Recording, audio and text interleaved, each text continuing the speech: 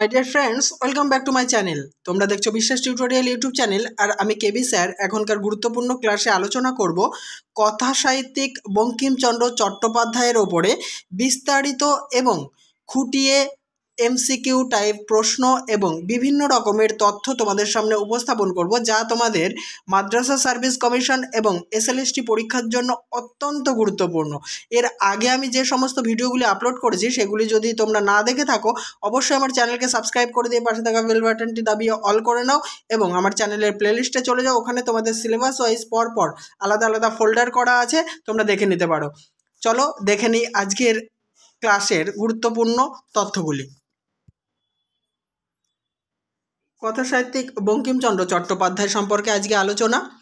বঙ্কিমচন্দ্র চট্টোপাধ্যায় জন্মগ্রহণ করেন 1838 খ্রিস্টাব্দের 26শে জুন।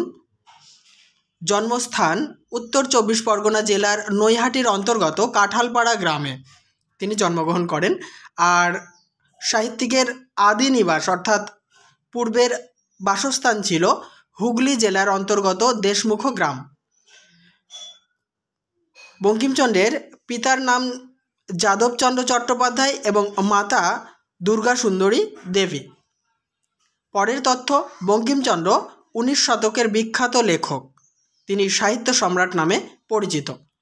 বঙ্কিমচন্দ্র চট্টোপাধ্যায়ের মৃত্যু হয় 1894 খ্রিস্টাব্দের 8ই এপ্রিল। তিনি 55 বছর বয়সে মারা যান। পরের তথ্য, বঙ্কিমচন্দ্রের লেখা মোট উপন্যাসের সংখ্যা 15টি। এর মধ্যে একটি ইংরেজি ভাষায় লেখা। ইংরেজি ভাষায় লিখিত বঙ্কিমচন্দ্রের উপন্যাসের নাম রাজমোহনস ওয়াইফ। নেক্সট তথ্য, বঙ্কিমচন্দ্রের রচনা বঙ্কিম শৈলী বা বঙ্কিম রীতি নামে পরিচিত। এবারে বঙ্কিমচন্দ্র চট্টোপাধ্যায় যে উপন্যাসগুলি, ইংরেজি উপন্যাসটি বাদে যে 14টি উপন্যাস রচনা করেছেন, সাল তারিখ অনুযায়ী একদম পরপর তোমাদের সামনে আমি আলোচনা করব এবং এগুলি মনে রাখার সহজ কি উপায় আছে সেটাও তোমাদের সামনে আজকে আলোচনা করব, যা তোমরা একদম সাল তারিখ অনুযায়ী অতি সহজেই তোমরা মনে রাখতে পারবে সেই সূত্রটা যদি জেনে নাও। দেখো, প্রথম উপন্যাস দুর্গেশ নন্দিনী 1865 খ্রিস্টাব্দে প্রকাশিত হয়েছিল। তারপরে কপালকুণ্ডলা 1866, মৃণালিনী 1869, বিষবৃক্ষ 1873, ইন্দিরা 1873, যুগলাঙ্গুরীয় 1874, চন্দ্রশেখর 1875। নেক্সট, রজনী 1877, কৃষ্ণকান্তের উইল 1878, রাজসিংহ 1882, আনন্দমঠ 1884, দেবী চৌধুরানী 1885, রাধারানী 1886, সীতারাম 1887। এবারে এই যে 14টা উপন্যাস পরপর মনে রাখার একটা সহজ সূত্র তোমাদেরকে বলে দিচ্ছি, সেগুলি তোমরা মুখস্থ করলে পরপর মনে রাখতে পারবে। দেখো, এই উপন্যাসগুলি মনে রাখার সহজ সূত্র। দুঃখের কপাল নিয়ে মৃণাল বৃক্ষ পুতলেন। দেখো, দুঃখের মানে দুর্গেশ নন্দিনী, কপাল মানে কপালকুণ্ডলা, মৃণাল মানে মৃণালিনী, বৃক্ষ মানে বিষবৃক্ষ, ইন্দিরা, যুগলাঙ্গুরীয়, চন্দ্রশেখর। হ্যাঁ, যুগলাঙ্গুরীয় পরিয়ে দিলেন চন্দ্রশেখরের হাতে, এই পর্যন্ত ঠিক আছে চন্দ্রশেখর। তারপর দেখো, রজনী কৃষ্ণকান্তের উইল নিয়ে গেল রাজসিংহের কাছে আনন্দমঠে। রজনী উপন্যাস, কৃষ্ণকান্ত উপন্যাস মানে কৃষ্ণকান্তের উইল, রাজসিংহ উপন্যাস, আনন্দমঠ উপন্যাস। সঙ্গে ছিলেন দেবী চৌধুরানী, রাধারানী ও সীতারাম। দেখো, দেবী চৌধুরানী, রাধারানী, সীতারাম। এখানে এইটুকু মনে রাখতে পারলে 14টা উপন্যাস পর তোমরা মনে রাখতে পারবে। এবারে চলো জেনে নেব উপন্যাসগুলির শ্রেণীবিভাগ এবং বিস্তারিত উপন্যাসগুলি। ইতিহাস ও রোমান্স ধর্মী উপন্যাস দুর্গেশ নন্দিনী 1865 খ্রিস্টাব্দে প্রকাশিত হয়েছিল। এটি বাংলায় প্রথম সার্থক উপন্যাস। আর এই দুর্গেশ নন্দিনীতে পাঠান ও মুঘলের প্রতিদ্বন্দ্বিতা বর্ণিত হয়েছে, মানে প্রতিদ্বন্দ্বিতার যে কাহিনী সেটা বর্ণিত হয়েছে। দুর্গেশ নন্দিনীর উল্লেখযোগ্য চরিত্র বিমলা, আয়েশা ও তিলোত্তমা। নেক্সট চলে আসছে কপালকুণ্ডলা, 1866 খ্রিস্টাব্দে প্রকাশিত হয়। এটি কাব্যধর্মী বা রোমান্সধর্মী উপন্যাস। মুঘল শাসক জাহাঙ্গীরের আমলকে এখানে তুলে ধরা হয়েছে। কপালকুণ্ডলার উল্লেখযোগ্য চরিত্র নবকুমার, কপালকুণ্ডলা, কাপালিক, মতি বিবি বা পদ্মাবতী। পরের উপন্যাস মৃণালিনী 1869 খ্রিস্টাব্দে প্রকাশিত হয়। বাংলায় মুসলমান অভিযান বা তুর্কি আক্রমণ এর বিষয়বস্তু। উল্লেখযোগ্য চরিত্র হেমচন্দ্র, মৃণালিনী, পশুপতি ও মনোরমা। পরের উপন্যাস যুগলাঙ্গরীয়, 1874 খ্রিস্টাব্দে প্রকাশিত। এটি মূলত হিন্দু আমলের প্রেমের রোমান্টিক বড় গল্প। নেক্সট চন্দ্রশেখর, 1875 খ্রিস্টাব্দে প্রকাশিত হয়। মীর কাসিম ও ইস্ট ইন্ডিয়া কোম্পানির মধ্যে যে দ্বন্দ্ব হয়েছিল সেই দ্বন্দ্বের পটভূমিকায় চন্দ্রশেখর উপন্যাসটি রচিত।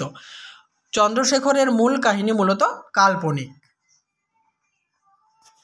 আর এর উল্লেখযোগ্য চরিত্র লরেন্স ফস্টার, শৈবলিনী, প্রতাপ।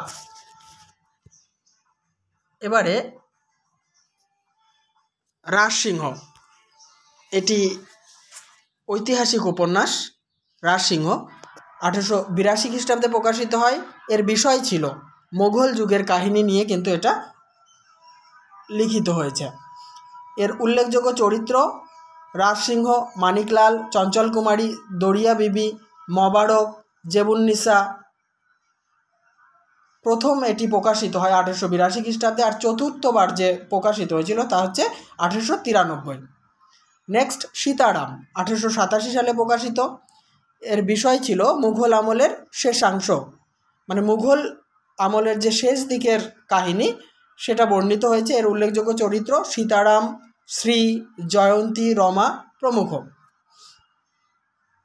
এবারে জেনে নেব তত্ত্ব ও দেশাত্মবোধমূলক উপন্যাস। দেখো আনন্দমঠ 1884 খ্রিস্টাব্দে প্রকাশিত হয়েছিল। দেবী চৌধুরানী 1885 খ্রিস্টাব্দে প্রকাশিত। নেক্সট সামাজিক উপন্যাস, প্রেম মনস্তত্ত্বমূলক উপন্যাস বিষবৃক্ষ 1873। এই বিষবৃক্ষ উপন্যাসের বিষয়বস্তু ত্রিকোণ প্রেম, প্রকাশিত হয়েছিল বঙ্গদর্শন পত্রিকায়। আর এর উল্লেখযোগ্য চরিত্র হচ্ছে সূর্যমুখী, কুন্দনন্দিনী, নগেন্দ্র। পরের উপন্যাসটি হচ্ছে রজনী 1877 খ্রিস্টাব্দে প্রকাশিত। এর মূল বিষয় এটি হচ্ছে আত্মজীবনীমূলক উপন্যাস, আর চরিত্রগুলি হচ্ছে অমরনাথ, রজনী। নেক্সট কৃষ্ণকান্তের উইল 1878 খ্রিস্টাব্দে প্রকাশিত। মূল বিষয় ত্রিকোণ প্রেম, চরিত্রগুলি হচ্ছে গোবিন্দলাল, রোহিণী, ভ্রমর। রোহিণী চরিত্রের পরিণতি নিয়ে শরৎচন্দ্র স্বদেশ ও সাহিত্য গ্রন্থে কঠোর সমালোচনা করেন। বিষবৃক্ষ সংক্রান্ত তথ্য দেখে নেব এবার আমরা। এই বিষবৃক্ষ উপন্যাসের মধ্যে দিয়ে কাহিনীর পরিবর্তে বিষয়ভিত্তিক, মানে সংসার বিস্ময়, এই কথাটা বাংলা উপন্যাসের সূচনা হয়। ঠিক আছে, মানে বিষবৃক্ষ উপন্যাসের মধ্যে দিয়েই কাহিনীর পরিবর্তে বিষয়ভিত্তিক বাংলা উপন্যাসের সূচনা হয়েছিল। আরেকটি তথ্য, সামন্ততন্ত্র থেকে বণিকতন্ত্রে রূপান্তরের কালকে বা সময়কে বঙ্কিমচন্দ্র এখানে সুন্দরভাবে তুলে ধরেছেন। নেক্সট বড় গল্প বা ছোট ধরনের উপন্যাস, মানে যেগুলো ছোট উপন্যাস অথচ বড় গল্প, সে ধরনের উপন্যাস হচ্ছে ইন্দিরা 1873 সালে প্রকাশিত হয়েছিল। এই ইন্দিরা হচ্ছে আত্মজীবনীমূলক উপন্যাস। এর উল্লেখযোগ্য চরিত্র ইন্দিরা ও সুভাষিনী। রাধারানী 1886 খ্রিস্টাব্দে প্রকাশিত। এর উল্লেখযোগ্য চরিত্র রাধারানী ও রুক্মিণী কুমার।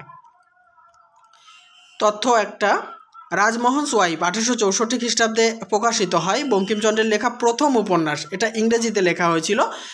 এটা ইন্ডিয়ান ফিল্ড নামক সাপ্তাহিক পত্রিকায় ধারাবাহিকভাবে প্রকাশিত হয়েছিল। আরও কতগুলি তথ্য, এই রাজমোহন ওয়াইফ উপন্যাসটির বাংলা অনুবাদ করেছিলেন সজনীকান্ত দাস।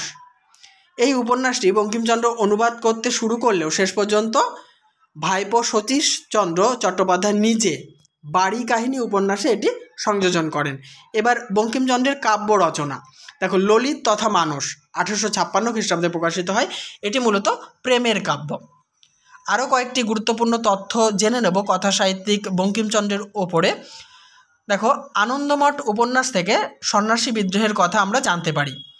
রজনী উপন্যাসটির রজনী চরিত্র বঙ্কিমচন্দ্র ইংরেজি ঔপন্যাসিক লিটনের the last days of Pompeii এর অন্ধ ফুলওয়ালি নিদিয়ার চরিত্র অবলম্বনে রচনা করেছেন। পরের তথ্য, বঙ্কিমচন্দ্রের শ্রেষ্ঠ ঐতিহাসিক উপন্যাস রাজসিংহ। পরের তথ্যগুলি দেখে নেব।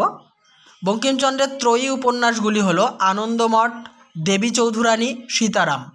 এই তিনটি উপন্যাসকে বঙ্কিমচন্দ্রের ত্রয়ী উপন্যাস বলা হয়। আনন্দমঠ উপন্যাসে বন্দে মাতরম সঙ্গীত ধ্বনিত হয়েছে, বা বন্দে মাতরম এই সঙ্গীতটি আনন্দমঠে ব্যবহার করা হয়েছে। রবীন্দ্রনাথ ঠাকুর রাজসিংহ নামক একটি প্রবন্ধ রচনা করেন, আর রবীন্দ্রনাথের রাজসিংহ নামক যে প্রবন্ধটি সেটা সাধনা পত্রিকায় 1300 বঙ্গাব্দে প্রকাশিত হয়। তাহলে বন্ধুরা, এই আলোচনার সঙ্গে সঙ্গে বঙ্কিমচন্দ্র চট্টোপাধ্যায় কথা সাহিত্যিক, তার উপরে বিস্তারিত যা যা প্রশ্ন হবার মতো সেই ধরনের তথ্য সমন্বিত প্রশ্ন আমি আলোচনা করলাম উত্তর সহ। যদি ভিডিওটি ভালো লাগে অবশ্যই লাইক, কমেন্ট এবং শেয়ার করো। চ্যানেলটিতে নতুন হলে সাবস্ক্রাইব করে অল করে দিও। আর পুরনো ভিডিও দেখার জন্য, যা তোমাদের সিলেবাসের অন্তর্গত, সমস্ত ভিডিওগুলি তোমরা কিন্তু আমার চ্যানেলের প্লেলিস্টে পেয়ে যাবে। দেখা হবে পরের ভিডিও নিয়ে। দেখতে থাকো, সঙ্গে থাকো বিশ্বাস টিউটোরিয়াল ইউটিউব চ্যানেলটি।